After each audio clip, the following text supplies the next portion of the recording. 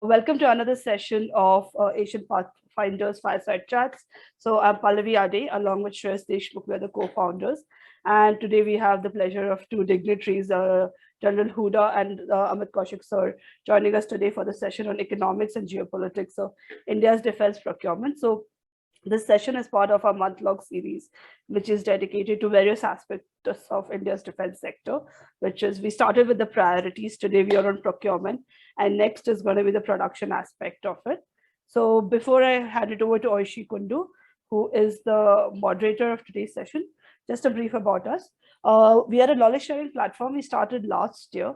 Our aim is to have these constructive dialogues and discussions on a variety of topics, but we also want to keep it informal so that a lot of you can join. We keep it open. We do put it our sessions on YouTube at a later date. So it's just for us to connect with the experts in this field and learn from each other.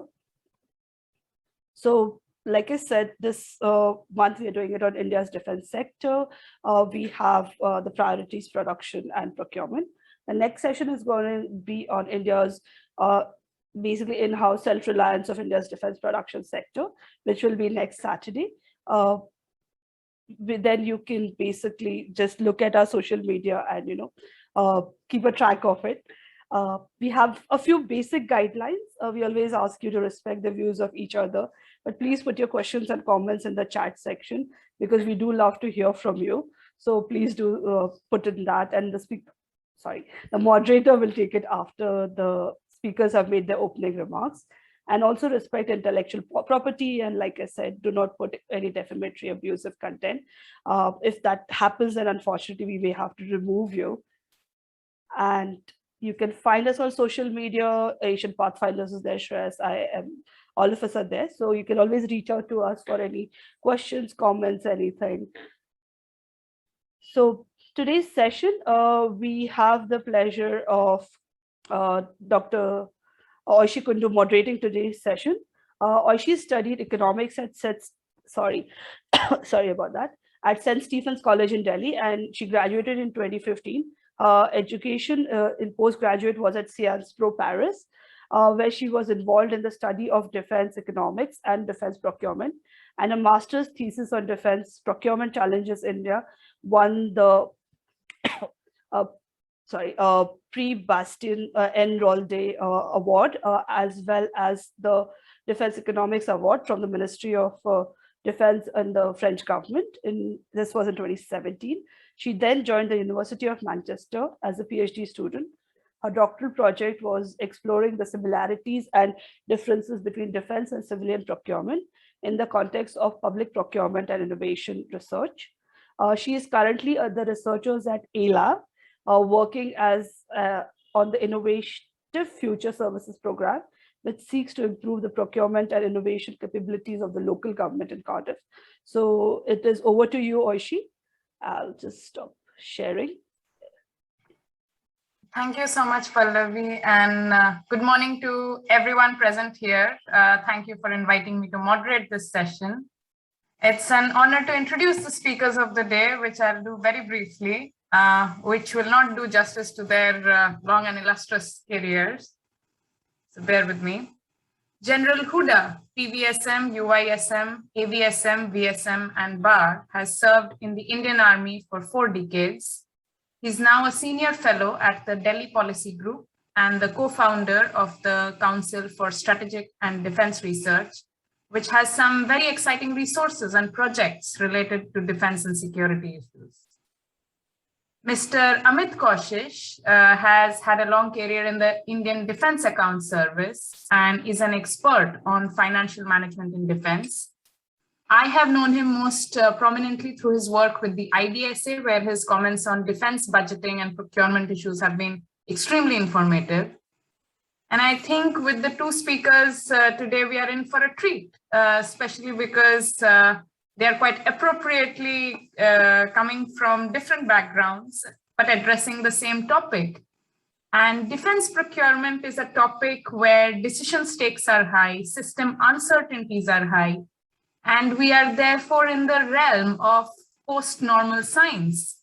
At this level, a applied science isn't enough, nor are professional consultants to find solutions, but knowledge is generated when different people come together in an open forum, something like this. And I'd like to thank the organizers for recognizing this. Defense procurement is an endlessly fascinating topic, and I'll just make a few opening remarks on the many different ways in which we can discuss defense procurement. My first thought when I think of defense procurement strategy is an industrial strategy. Historically, defense procurement has played a key role in the development of new technologies. And here I'm not only referring to missiles and weapons, but the trench coat developed during First World War for the trenches, or the design of aviator sunglasses, which provided enhanced protection from sunlight and were first made for military aviators. Even systems of industrial production, what we often know as assembly line production, was seen in the army before anywhere else in the economy. So military requirements, military specifications have often pushed the technological frontier, and naturally, military demand expressed through defense procurement can play an important role in realizing a nation's industrial and technology goals. But then thinking about industrial development through defense procurement requires time and space. And when you have belligerent neighbors and have to send troops to the front line at any moment, this indigenous argument can get in the way of operational goals. So we need to have a procurement system in place for the long term and the short term, and we must think of our industries, which are actually quite an important part of the story. Think of security of supply or self-sufficiency in two different ways. It isn't easy. The second thought, once we enter a discussion on defense procurement, is inter-service rivalry. India is not alone in this. I have been looking at UK's defense procurement for my PhD, and they are just as bad as us. If we could work more collaboratively when responding to our security threats, our shopping basket might look different, and that is something to think about. Thirdly, defense procurement can be seriously disadvantaged if the procurement organization does not have the right capacity and skills. This is not just a defense problem. I'm currently working on a program that seeks to equip civil servants in the local government in Cardiff with the skills and tools to procure innovative products and services that can better meet the needs of the population. And we find that procurement officials often do not have the technical and legal expertise in-house that the supply side does. Defense procurement organizations around the world can be placed on a spectrum of their skills and organizational capabilities, with some of them doing better than others. The DGA in France is a fascinating example with a lot of in-house skills and also as a vehicle for cooperation for the French military. Today, we are discussing the economics and geopolitics of India's defense procurement, and it would be remiss if I do not touch upon the political dimension that affects defense procurement thinking. If only we had reliable friends and more of them. If only we had more distant enemies and fewer of them. But we don't, and I think it is geography that makes India's defense procurement issues quite specific, adding to the more general points I have been making so far. My final point is about people, an intelligent system, if ever there can be one. Defense procurement is about weapons and machines and kits, but we should never forget the person who uses them. People cost money too, and they take years to become operational for military purposes, 18 at the very least. Trained pilots, soldiers in the special forces, Marines, commandos take even longer. And to realize the best from defense procurement, we need to keep this human element in mind. Trained military personnel are valuable. We need to equip them appropriately and draw out the best from them. To recap, there are many issues in defense procurement, and our speakers will address some of them today. We'll speak for 12 minutes. I'll give a signal at the 10-minute mark in the interest of timekeeping. Following this, we have an open Q&A session. So please post your questions, and I'll hand it over to the first speaker now, over to General Hooda. Sir. So thank you very much, Yoshit. Quite exciting to be here with the Asian Pathfinders, and I'm sure we'll have a good session. On the economics and geopolitics of defense procurement, I am going to talk from a user perspective. Uh, I'm afraid I'm no expert on processes, on the reforms, and we are happy that Mr. Amit Kaushik is here because he has considerable expertise in these areas. So I'm going to talk about how, as a user, having served in the army, how we look at defense procurement, and today, what are some of the shortfalls that we are witnessing.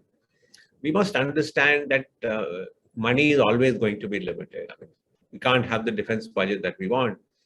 Look at the US with an $800 billion defense budget, if you include their Department of Veteran Affairs, and even they are often complaining that they need more money. So the issue here is, how do you get the biggest bang for the buck? What is it that you need? And let me start at the highest level. And I think when you're looking at defense procurement, what drives defense procurement? And the first thing is that you need a national security strategy at the national level.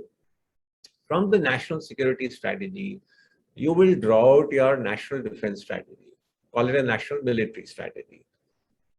And this military strategy will then drive both your organizational structures and your capability.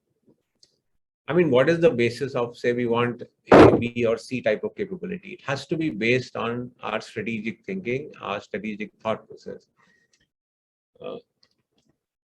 And once you have this national defense strategy in place, and then you have your structures and capability in place, and then you develop a capability development plan, and based on that drives your procurement. We require this type of capability based on our national strategy. And therefore, this is the driver of our procurement and the type of equipment we require. Now, unfortunately, this overarching document is missing in India. So there is no national security strategy. There is no national defense strategy as a result of that. And therefore, each service is driving its own capability development plan. So we have what is called a long-term integrated perspective plan. We call it the LTIPP, which says, okay, let's go and we will buy this over the next 5 years, 10 years. Unfortunately, even this document is not approved by the government of India.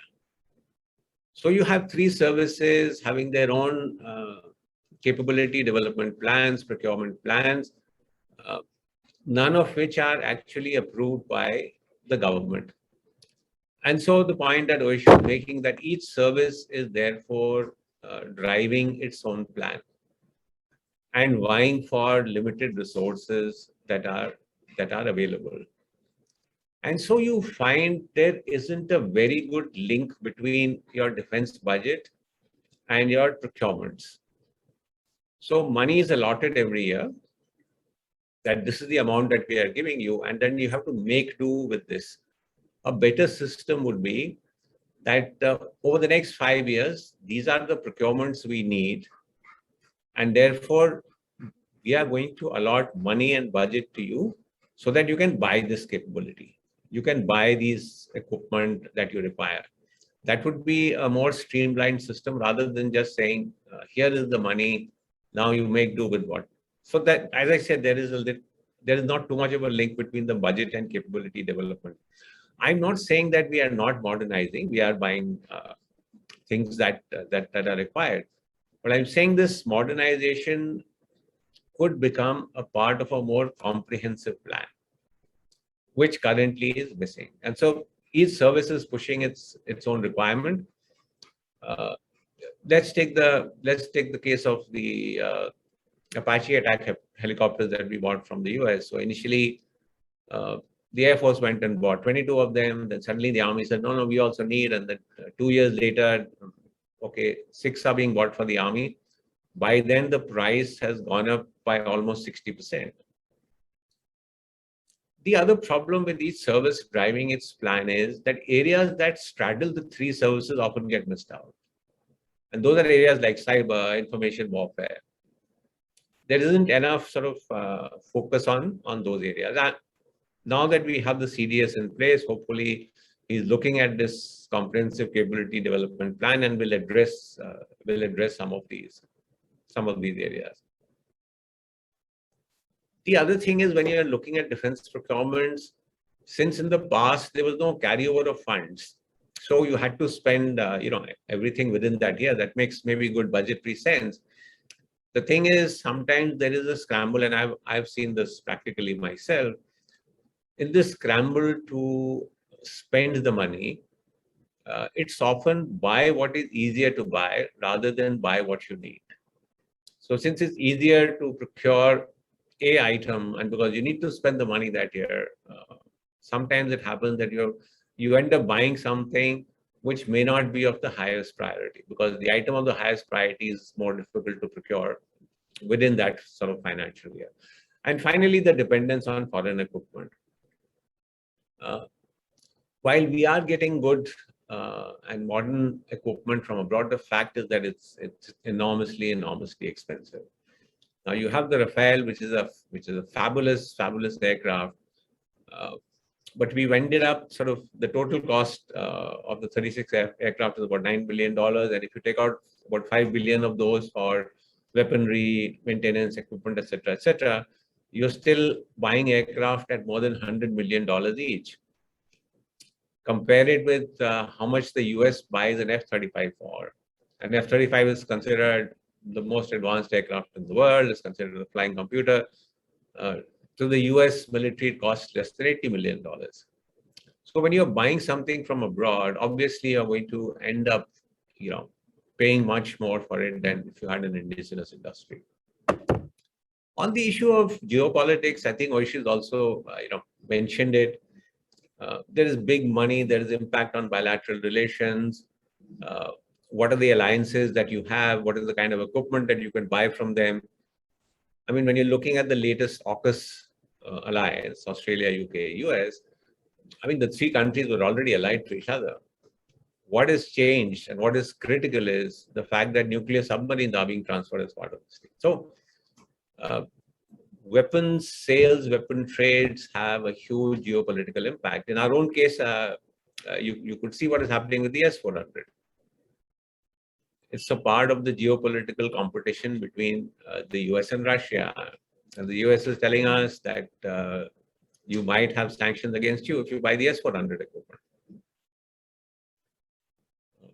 The other issue with, I think, trying to widen your scope of defense procurements is that it also affects interoperability. For example, if you have a Russian equipment and then you have American equipment, obviously the Americans are going to say that these are not interoperable. So even, for example, when you want to exercise with them, I'm sure the Americans are not going to bring their high-tech aircraft because they feel that with the S-400s and their aircraft, there could be leakage of information, vulnerabilities, etc. So it also limits to a certain extent defense cooperation that you can do with other countries. So these are the geopolitics of it. I will end here, Oishi, and then we can take whatever else is there in the Q&A session. Thank you. Thank you so much. I think you have fleshed out in greater detail and with more information, some of those initial points, and also added some more food for thought that we are going to take forward. Our next speaker is Mr. Amit Kaushik, and sir, over to you. So thank you very much, Oishi, and thank you, Asian Pathfinder. It's a pleasure to participate in this discussion today. The topic for today's discussion is very daunting. But let me then start with the basic fundamental question of what is defense procurement, or rather, what is the objective of defense procurement? As I see it, the focus of defense procurement has to be on equipping the armed forces with the kind of equipment, platforms, capabilities that they require to discharge the functions which are assigned to them. As General Huda rightly said, there is some ambiguity, there's some, deficiency in this regard, but nevertheless, there are certain functions which are, it's very evident that, those functions have to be performed. And in the absence of the national security strategy and so on, at least we have the, what we call the Raksha Mantri's operational directive. And therefore, in accordance with that, whatever capabilities are required, whatever equipment is required, and other platforms are required, the focus of defense procurement has to be on that. Now, unfortunately, the geopolitics, India's geopolitics and economics, both of these have tremendous impact on defense procurement in India. Insofar as the geopolitics is concerned, we are perpetually in a predicament, as it were. And insofar as economics is concerned, we are facing constraints which are well known, and nevertheless, we somehow tend to try and convince ourselves that the problem is not there, and we can overcome these problems by maybe creating a non-lapsable pool of funds and so on. I'll come to that later if required, but let me elaborate a little bit on these two aspects. Well, geopolitically, I think India aspires to play a global role, or certainly at least a regional role, but it also faces a lot of threats in the neighborhood and internally. Now, consequently, it is compelled to play footsie, if I could use that term, with all the major powers in the world. Trying to balance one against the other. General Huda talked about Russia, so that is a case in point that best illustrates the kind of geopolitics which impacts our procurement. On the one hand, you have, we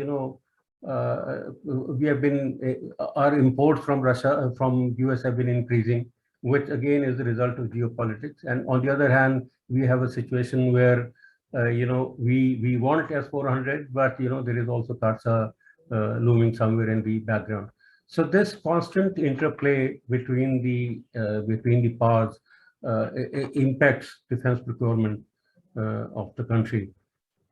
Coming to economics, the issue is very well known, and the issue is that the gap between what the services want or what the services demand and what is given to them every year, it's been increasing. To give you an idea of what I'm talking about, 10 years back in 2010-11, the gap was about 23,000 crores, and this year, current year, that is 2021-22, it has gone up to 1,25,000 crores, of which I think about 77,000 crores, if I remember correctly, is on account of capital budget.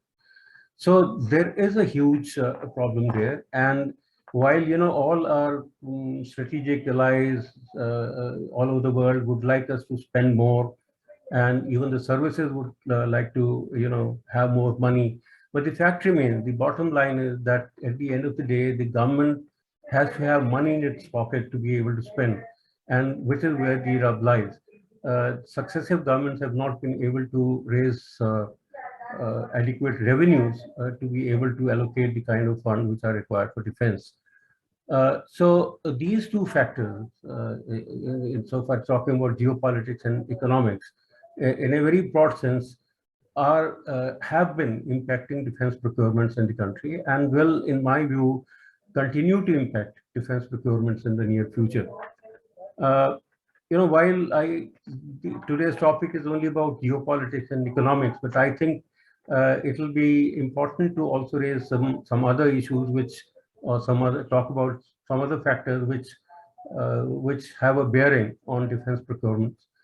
Now, what are these other factors? There are 3 or 4 of them which come to my mind immediately.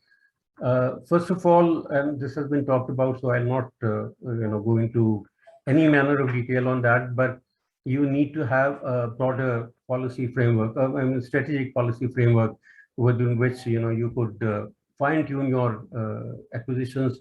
So it isn't there, so hence there is a problem.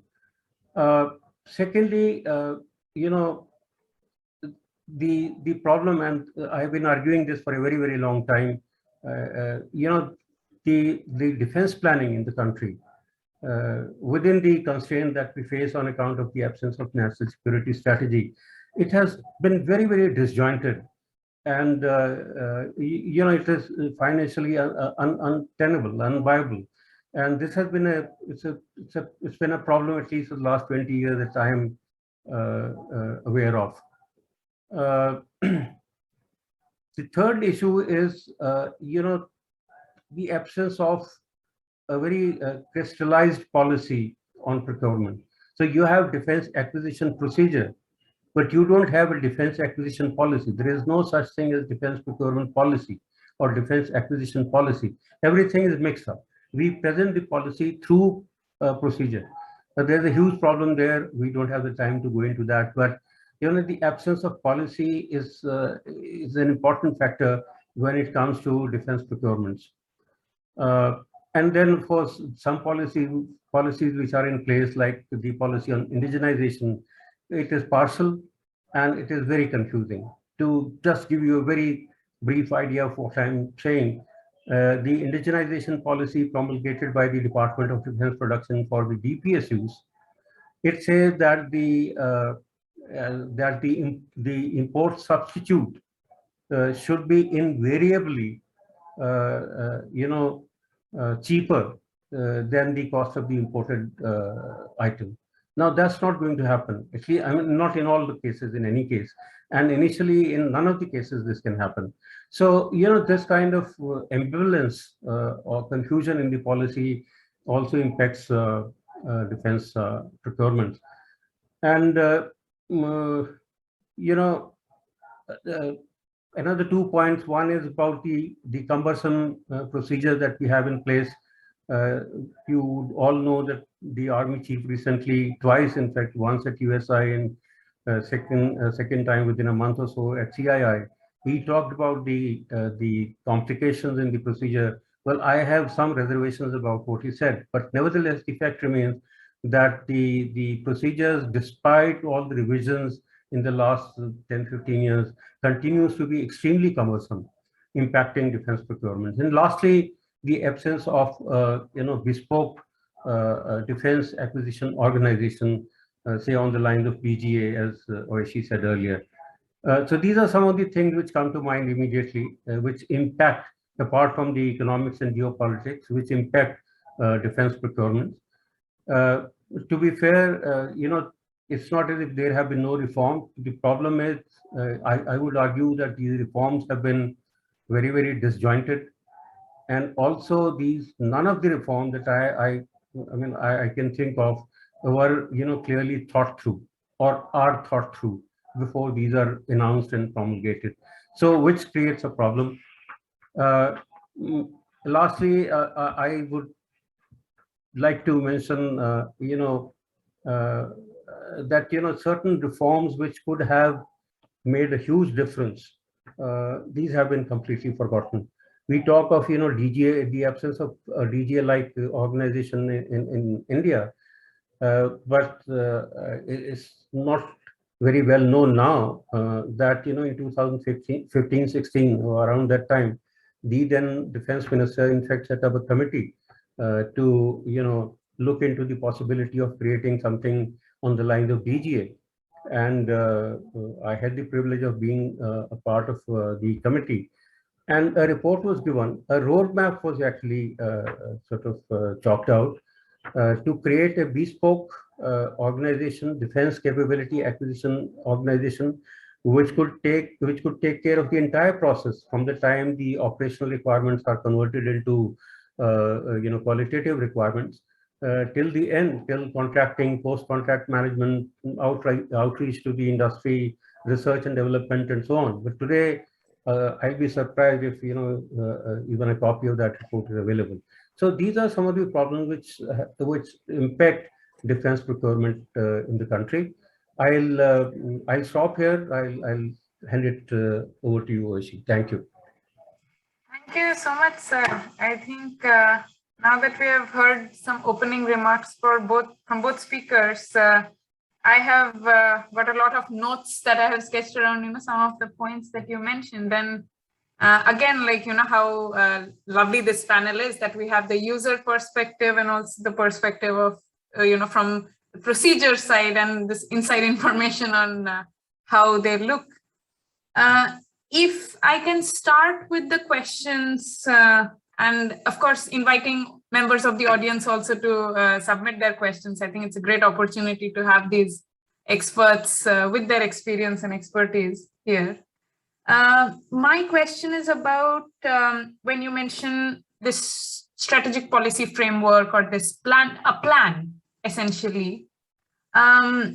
Often in defense, the assumption is that many of these plans have to be secret, or they have to be kept under wraps because of security issues.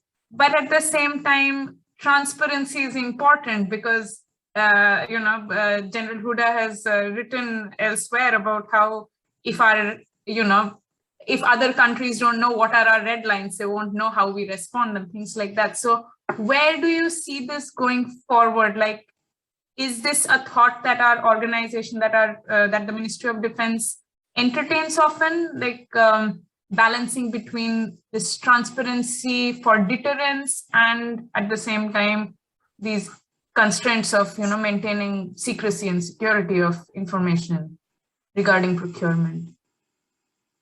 Who does the question go to? We can take by turns, but yes, I'd invite both of you to respond to any questions, because I think it's interesting to have both your perspectives. Okay, General Huda, please, sir. Okay, thank you. So actually, that's an interesting question. On secrecy versus transparency. I have always maintained that at least at the highest level, you need a national security strategy document, because that is what is going to guide not only the Ministry of Defense, but national security now has so many facets that, all the other ministries need to also get involved. So there is a clear direction of the way we want to go. I think one more important aspect of such a document is that it also holds the government to a steady path. That this is our vision, and therefore we are going to follow this vision, and not take sort of short-term steps and something just to sort of satisfy public opinion immediately. And as part of that, I mean, it isn't as if when you translate it into defense issues that everything has to be sort of open to public. There are areas that you can classify and keep those secret.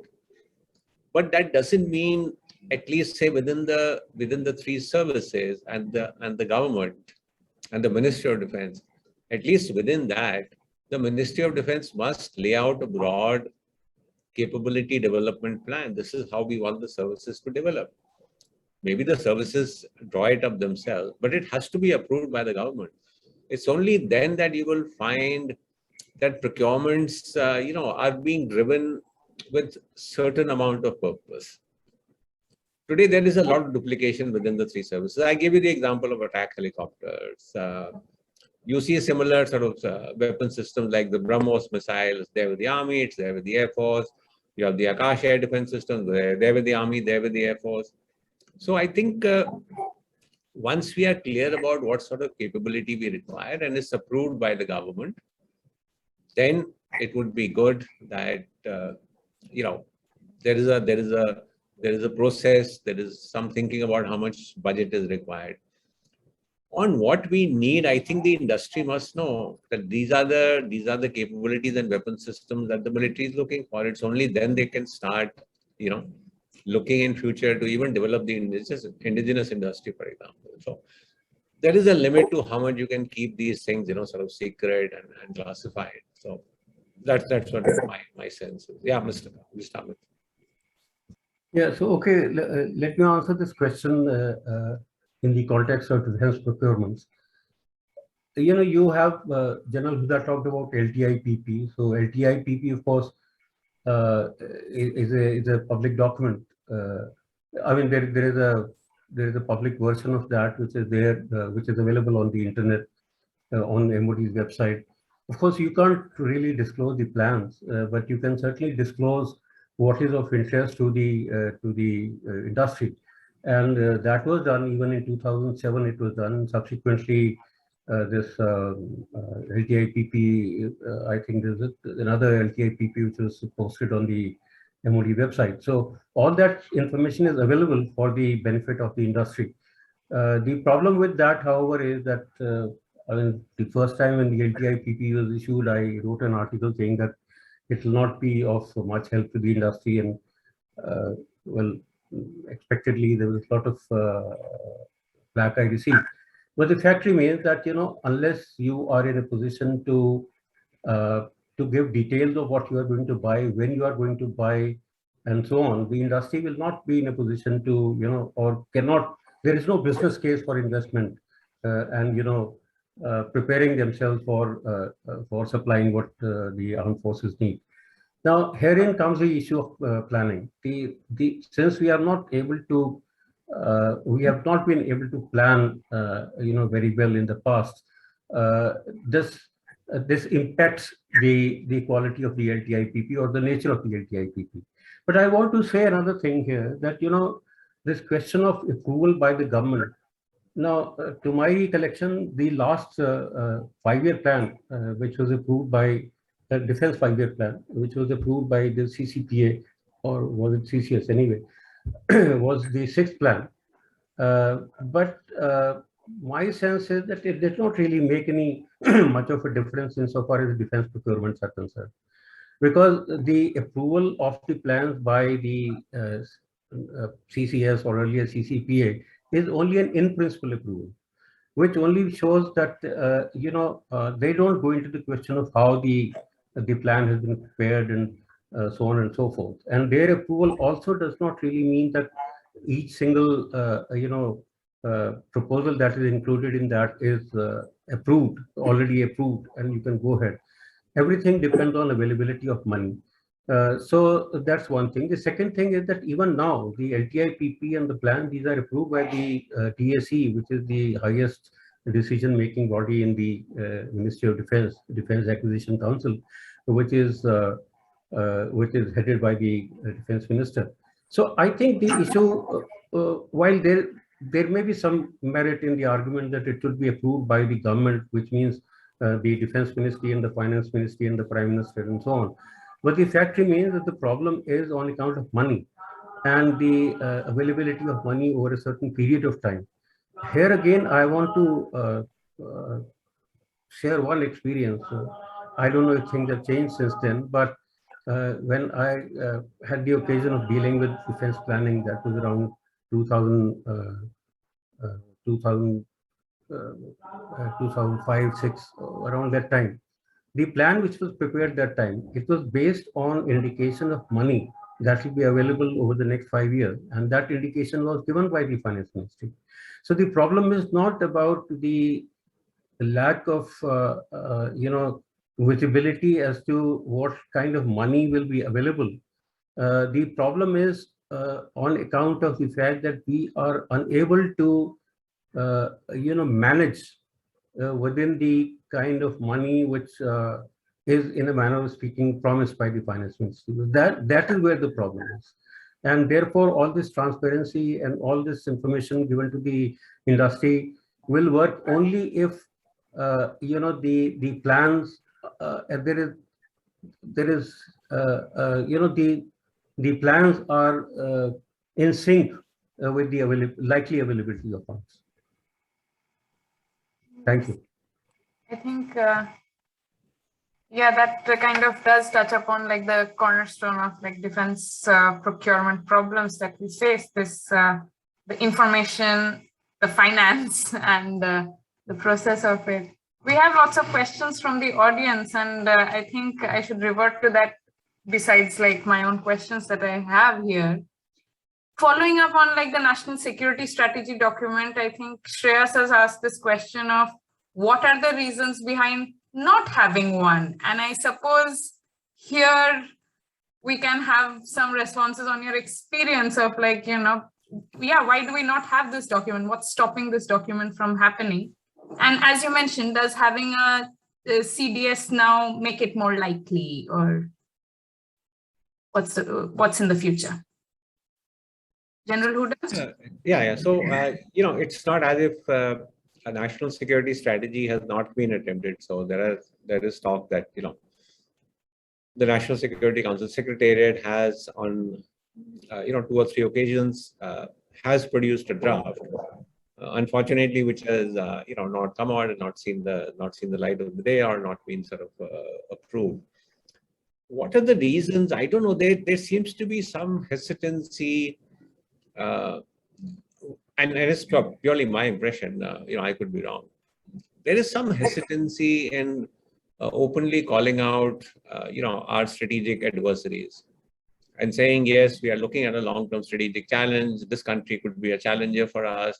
There is some hesitation in saying, this is not something that we need to do, and it could affect our diplomacy, etc.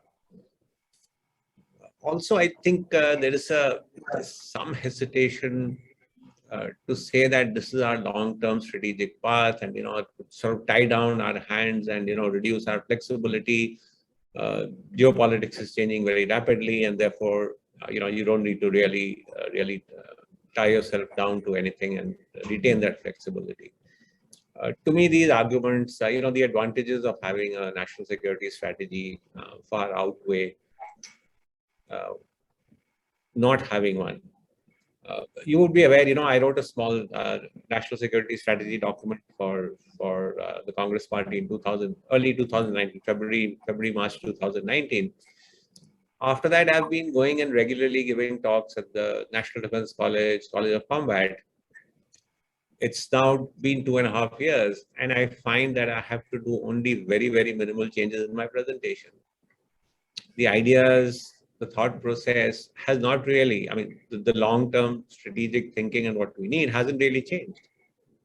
So you do a little modification because, Afghanistan has changed a little bit, but India's desire to grow on the world stage, how we should go, how we should deal with our neighbors, how we should deal with our internal security challenges. Most of those things are not something that change every day. So that's my comment. Thank you.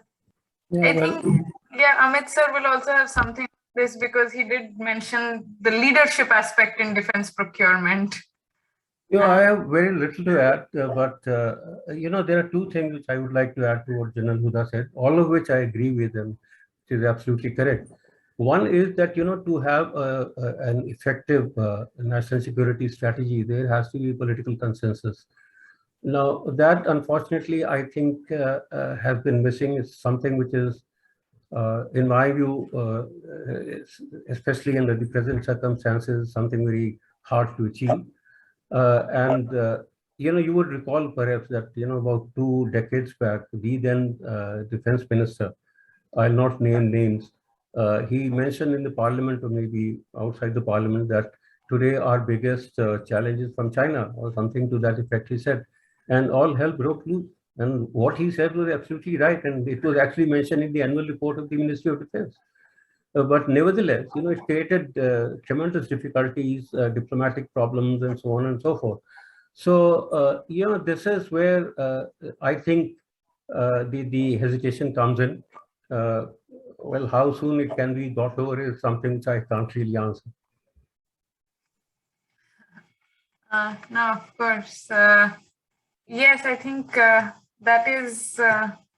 Okay, so this is our discussion on the National Security Strategy document.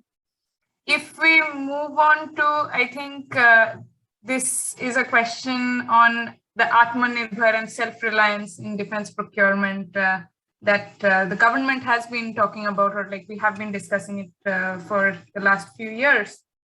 And here again, drawing from the user perspective, and the Kaushik sir mentioned about indigenization procedures and things. How do you see this going forward in terms of,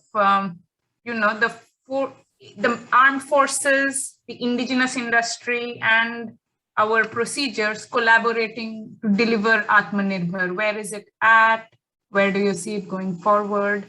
what are your experiences in the past of buying from India, doing make from India? So I'll defer to Mr. Kashish on this. He can take the lead, and because I, frankly, I'll just make some maybe brief comments after he has said. Well, I think first of all, we have to be clear about what we mean by Atmanirbhar Bharat insofar as defense is concerned, and what is meant by self-reliance. If we are going to continue to, get technology from abroad and make the thing there, it's not really the kind of self-reliance which a lot of people have in mind. So basically, if we need to achieve self-reliance, then you have to invest more in fundamental research, design, development, and so on. But I don't think there is any focus on that, except for some low-level focus on development of low-end technologies and some niche technologies. The overarching focus on design and development of futuristic equipment is missing. That's number one. Secondly, in the absence of that, the focus is more on indigenization. Now, indigenization, as I said, there is no overarching policy on indigenization. There is a policy document on MOD website, but this is from Department of Defense Production for the DPSUs. So how does the private sector come into the picture and so on? Unless you have a policy framework and commensurate the procedures which are commensurate with that, you are not going to achieve indigenization also. And indigenization, if we are going to look at indigenization in terms of cost savings, I'm afraid that again is not going to happen. So all these issues will get resolved only if you have somebody sitting down thinking about what the policy should be and how to implement it, in what stages we can reach that level of self-reliance that maybe the US is in. Unless that happens, we'll continue to just keep talking about it and not achieving much.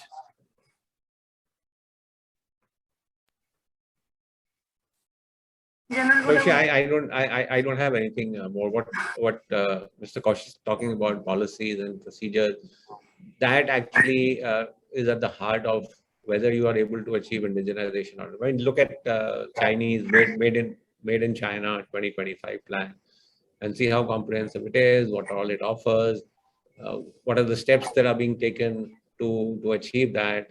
And something like that, and an overarching policy, I think, is what is required.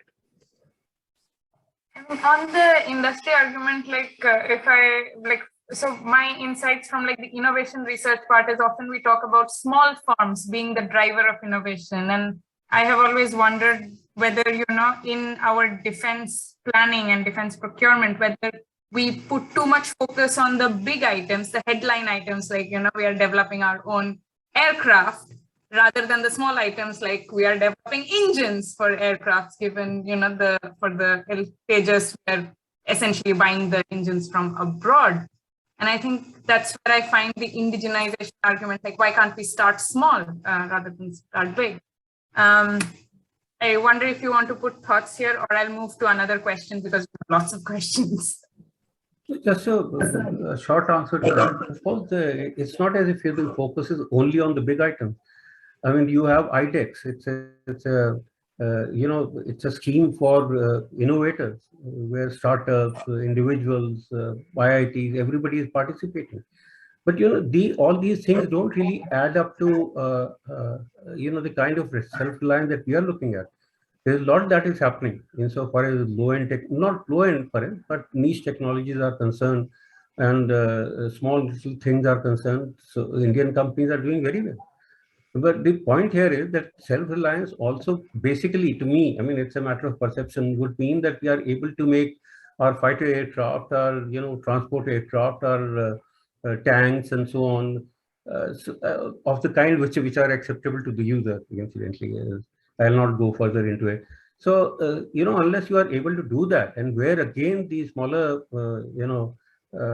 enterprises will play a very important role. But there has to be somebody looking at the larger picture and then roping in the smaller sector. So that is missing, in my opinion. I think moving on to one of the points, and now we even have a question on this, on the people who have to think about procurement and the people who have to do procurement. We did talk about professionalization or the organization, the people who are working on defense procurement. And again, like drawing from your experiences, how do you see this as, the procurement organization, which has military professionals and military servants and civil servants, essentially? What kind of training is involved? Is it adequate? What are the skills that are available and what are the skills that are required? So from, we have a question on SQR formulation being the first step in the procurement process. And again, like, is this something, what are the challenges around it? So my own sense, and I'm talking of the Army, and I think even between the three services,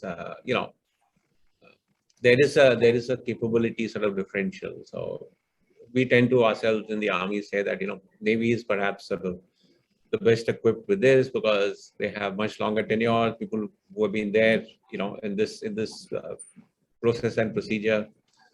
In the Army, the turnover of people is so fast. There really is no great formalized sort of training that is being given to this. Too many agencies actually, I think, involved, at least in the Army, in this, and that needs to be streamlined. So the preparation of the SQRs that you talked about sometimes becomes sort of personality based. I mean, I have seen, for example, a new director general coming, and that already there is some system that is SQR has been formulated, and he says, no, we need to change it. And sometimes the SQRs that are made are so fantastic that that capability is not available anywhere sort of around the world. So there is a need for greater sort of professionalization of the people who are involved with procurement. And as I said, this varies across. I'm talking primarily from the Army point of view, but applicable, I'm sure, also for the Navy and the Air Force. Also, if you recall, a few days back, the US Air Force chief, when he was asked, he says that, which are the areas in which you require cutting edge technology? And he said, one of the areas we require cutting edge technology is our procurement process. So he didn't talk about, weapons or systems. He said procurement process. So that's, I mean, if we can make it more efficient, and I'm sure Mr. Kaushik with his, deep knowledge about it will be able to say more. But certainly there is a need to streamline the people and the processes. Yeah, so just 3-4 short points. First of all, the capital acquisition structure that we have in place today since 2001, there's a fair mix of the service personnel and the civilian. Start with the Defense Acquisition Council, all the service chiefs are there and so on, in Defense Procurement Board, the SCAP CC, SCAP CSC, which have now been replaced by, I think it's called Services Procurement Board or something. So everywhere you have civilians as well as the military personnel. And even the Capital Acquisition Wing, which was set up in 2001 under DG Acquisition, there's a fair number of every vertical in that, the Army, Navy, Air Force, has a 2-star officer from the service concerned as the technical manager, now called additional DGs. So it's not as if, that has not been thought of and that is not in place. Number 2, but this is not enough. I mean, I agree with that. So it's here that, I go back to a point I made earlier, that the Defense Capability Acquisition Organization, which late Mr. Parikar was very keen on, that organization, the suggestion that was made would have taken care of this, because the suggestion was that you get professionals and they'll not be a part of the central staffing scheme. So they'll not come on deputation from IAS and other services. And so they'll come based on their expertise in a particular area, and will be there for 7 years, 10 years, whatever. They can get absorbed there, and that organization will work at an arm's length from the ministry. So I mean, I can't really go into all the details, but that would have taken care of this. Thirdly, you talked about training. Now it's a very interesting thing. We all talk about training, but when it comes to discussing as to what kind of training is to be imparted, we run out of ideas. We say that we should go abroad, we should go to Defense Acquisition University and get trained and all that. As a when I was associated with the IDSA, in fact, there was a project undertaken by the IDSA, and we went to Defense Acquisition University. And Defense Acquisition University, they do a fantastic job, but that job is relevant to people who are involved in procurement in the US, because they talk about the procedures which obtain in US and so on and so forth. So it was a very difficult task to make them agree to customize the training module to our requirement. But unfortunately, again, it ran into inter-services rivalry and so on and so forth. Nothing came out of it. But it's a big challenge. When you train somebody, what do you train that person in? SQR formulation is not, one cut and dried discipline. I mean, to give you an idea, in 2012, it's there in the Standing Committee report, over a period of 18 months, 41 RFPs of a particular service fell through because of the SQR related issues. So, and all these SQRs don't relate to one type of thing.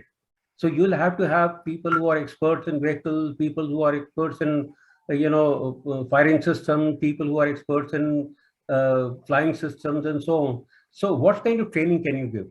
That is something very important, but there is unfortunately no discussion on that. The discussion is only on, rather we spend more time in bemoaning the fact that people are not trained.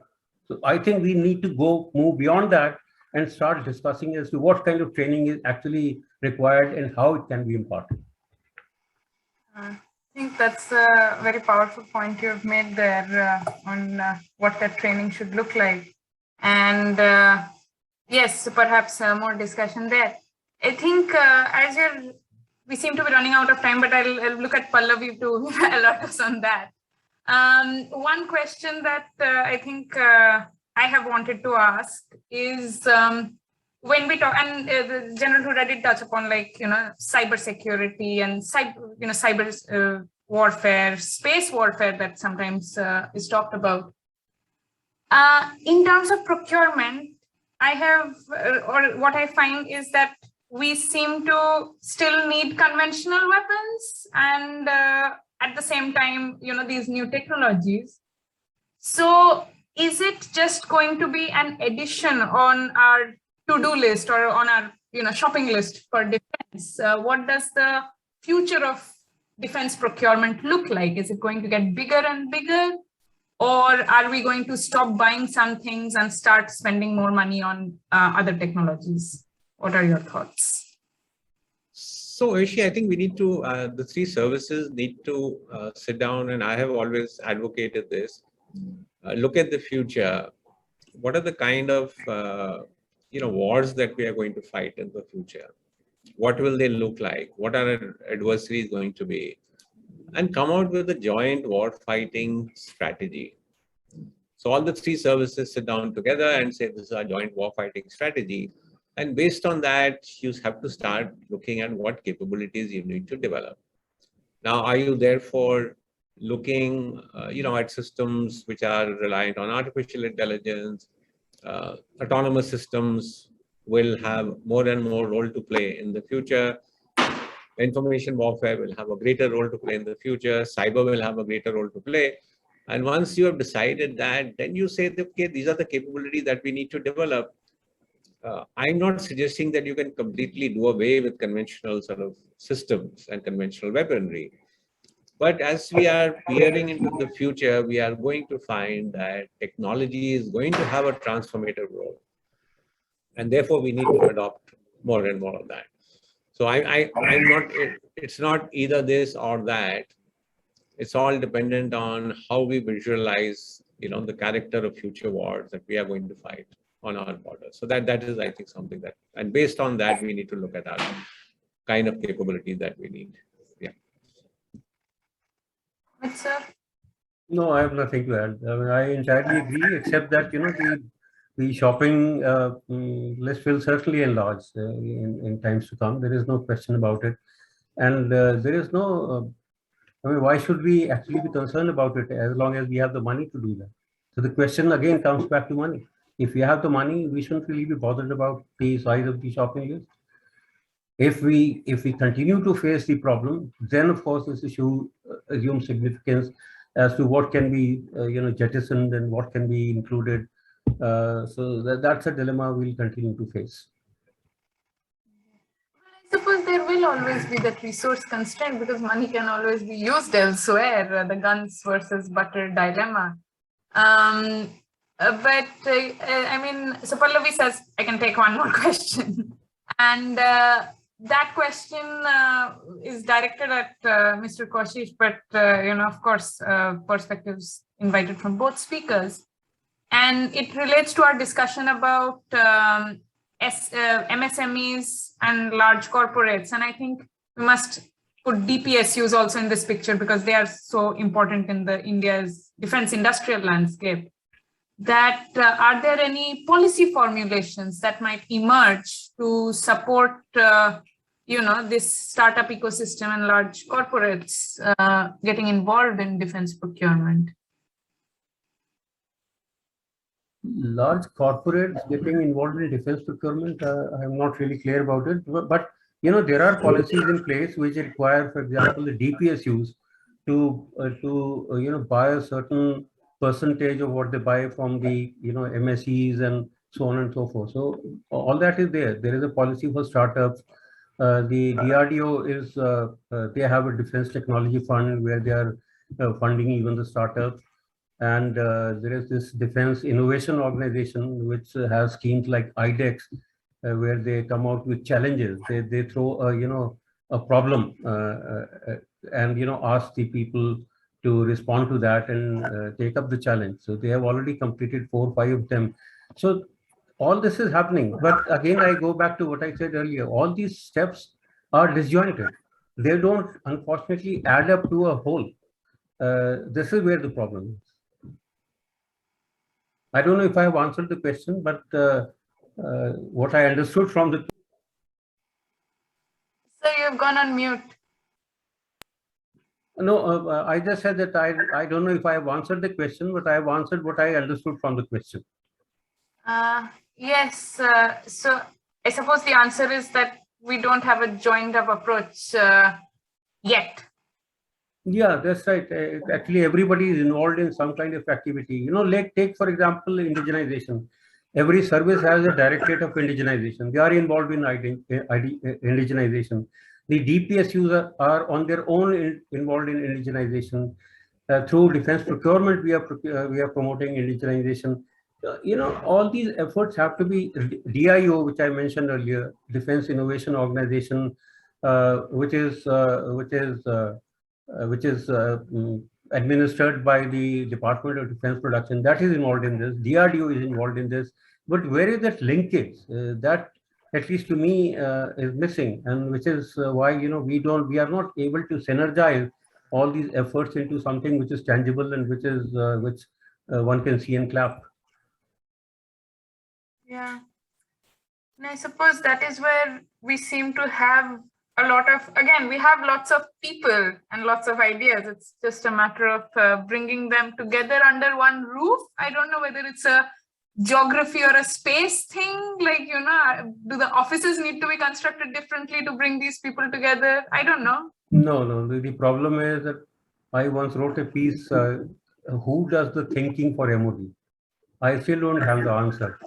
So the problem is that people have to sit down together and think. So people do sit down together, but they think in silos. Somebody is thinking about indigenization only. Somebody is thinking about planning. Somebody is thinking about procurement.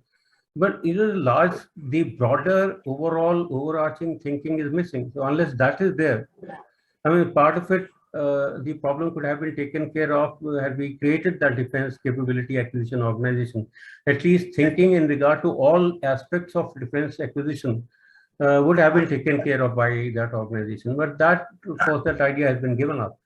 So, the problem is that we don't have a joint thinking. Even if you look at the defense plan, it's not a criticism. I'm not running down anybody's effort, but the fact is that the defense plans have been only plans for the 3 services. But you have Border Roads Organization, you have Coast Guard, you have so many other instrumentalities which all must pool their resources together, and their strengths and weaknesses must, be a part of a larger plan. With that, unfortunately, DRDO strengths, DPSUs, ordnance factories, which have now become another 7 corporations. So there is nobody to coordinate that, those isolated energies which are being expended. General Huda, some thoughts on this? No, I completely agree with Mr. Kaushik saying. Unless you have a good, strong policy framework in place, there are people who are working sort of individually, but they need to synergize all the efforts together. I also agree with what he's saying about services working in their own silos. I mean, nobody is looking at, as I said, areas that cut across the 3 services. One thing that we haven't really talked about, but I think which is important, is the whole R&D sort of environment in the country. Yes. And that is extremely important, because we can say we want indigenization, we want this, and we want that, we want make in India, etc., etc. Unless there is the R&D infrastructure to support that, unless there is clarity on how this R&D is going to go, who's going to take the lead in cutting edge technology, for example. So those areas are also important when you're looking at the ability of a country to procure and acquire defense equipment. Is this then a matter of, because I had once read about how in Israel, because military service is compulsory, it's that military, and then people go on to, after their a few years of military service, they go on to join the industry or join other parts of the economy, but they carry that military experience with them, which for those who then go into the industry, they are better informed about what military requirement looks like or defense needs look like. Do you think it is that sort of, widespread thinking that we need in our economy to, better attune our system? I'm not sure, we can even have a partial conscription kind of system. I don't think it will work at all in India. And there are the people who are involved with defense industry are taking some expertise, that is available. Sorry. No, yeah, please. Go ahead. No, I think, I just wanted to say the same thing. I think there is no defense industry in this country today which doesn't have a fair number of people from the services. So they do bring their expertise to bear on whatever that company is doing. But the problem is not lack of expertise there. The problem lies elsewhere, which I mentioned earlier. It's about the procedures, about lack of clarity, what you have to buy, the issue of money, and so on and so forth. So decision making. So these are the problems. So it's not as if you look at any company. In fact, even a foreign company operating in India, and all those companies will have people who have served in the services and who are there to assist them. Okay. So there is a very interesting question by Mr. Lakshman Joshi. If you have the time, I think we should take it up. But if you don't have, then of course. I'm sorry, I got to. Is this about? Again, I think it relates to our talks of research and development. Is that the question you're referring to? No, I think if I remember correctly, the question was about the the companies being associated in the US with the development of products right from the beginning, R&D and so on. That's the question. Yes. I don't know. So I think it's something very interesting.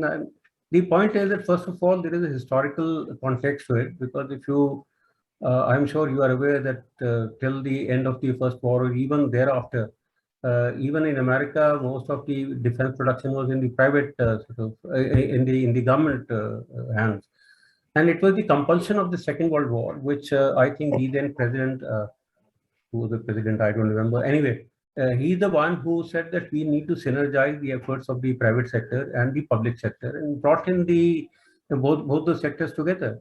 And then, backed by political consensus, bipartisan support, etc., they were able to. That was also the time when they didn't have much competition from any other power, except perhaps later on the USSR. So they were able to take that lead, and they developed very nice institutions. The system that you talked about, it is largely managed by an agency called, if I remember correctly, it is called DAA or something like that, the Defense Acquisition Auditing Agency. So these people, they are highly qualified cost accountants. They go and sit with these people in the companies, and they are associated with right from the initial stages of cost building. So you know what the cost is going to be, and there's a lot of transparency, there's a lot of interaction. That is not going to happen in India. If there is one thing which distinguishes the system that prevails in USA, UK, and France, and the system that we have in India, is that in those countries, the industry and the government are partners. Here, the industry is supposed to be an evil unless proved otherwise. So that difference, unless that difference goes, you can't work that system yet. This is culture specific. Yes, I suppose now we have touched upon that point of how we might need a cultural shift to address some of the challenges we have in defense procurement in India. But yeah, I think we have had quite a comprehensive discussion. Of course, I have not performed very well as a moderator because we just have a lot of points, and I haven't done a very good summary of all that we have gone through. But thankfully, this session is recorded, so we can always go back and produce a report. Any closing remarks from the speakers? No, I have nothing to add. I think we've had a good discussion. Thank you. Thank you so much, sir. The same here. I think we have discussed everything. There is no end to discussion, so we can go on talking about newer things. But there is, yes, I think, yes, the defense procurement as a topic has so many aspects to it. But let's hope this is a start to, well, a more comprehensive discussion, and hopefully some, concrete results coming from what we have discussed today, given we have got quite a diverse audience, I believe, as well, listening in and asking some really interesting questions as well. So thank you to the organizers to Asian Pathfinders for having this session today. And I'll hand it back to you then. Thank you, Ashi. And it was truly a great session. I learned a lot. So thank you to both the speakers and to our moderator for this fantastic discussion. And I'll not take anyone's more time. So thank you for joining us today. And I'll see you all for the next session. Have a good weekend, everyone. Thank you, Pallavi. Thank you, Ashi. Thank you. Okay, bye-bye. Thanks, Shreyas. Thank you.